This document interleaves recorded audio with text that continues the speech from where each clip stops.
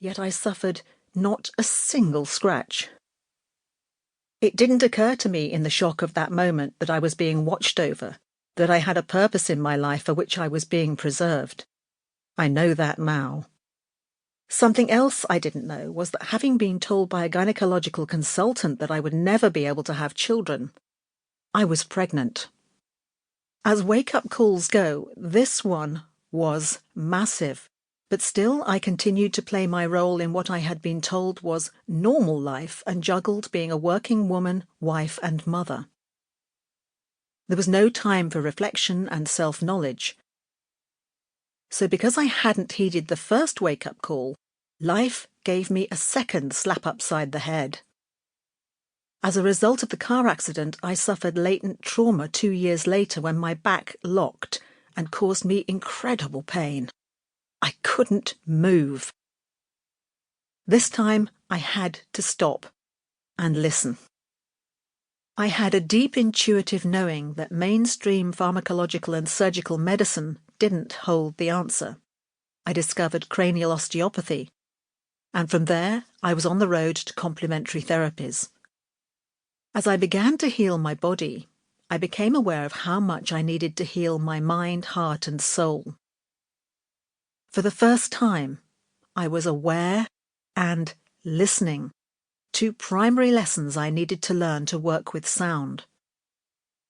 I studied to become a masseuse and then a Reiki master. Once I felt the Reiki energy running through my hands, I knew that I had no interest in resuming normal life. I was heading toward the person I was always meant to be. My journey led me to meet some beautiful and wise healers. It didn't matter that I'd taken 40 years to find this path. My wrong turns simply served to deliver perspective, so the lessons were never wasted. When we choose change, people expand with us, or our paths diverge. The pace of my awakening increased, and the third major shift occurred, my divorce.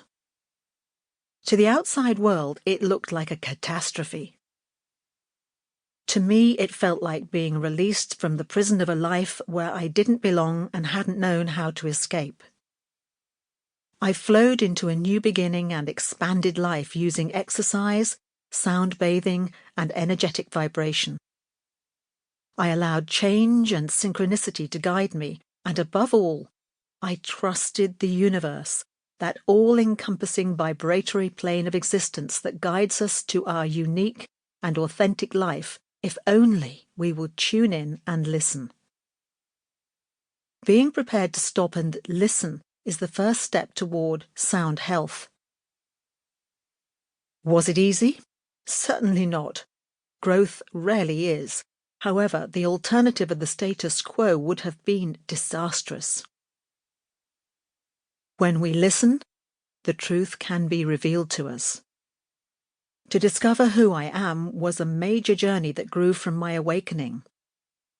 I found myself surrounded by world-class mediums, and although I studied mediumship at the famous Arthur Findlay College, I knew deep down that was not who I am.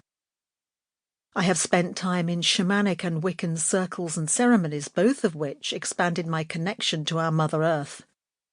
Yet, I was not home. I found my tribe among angel intuitives and complementary healing practitioners as a healer who is psychic. Never be afraid to search until you find your fit.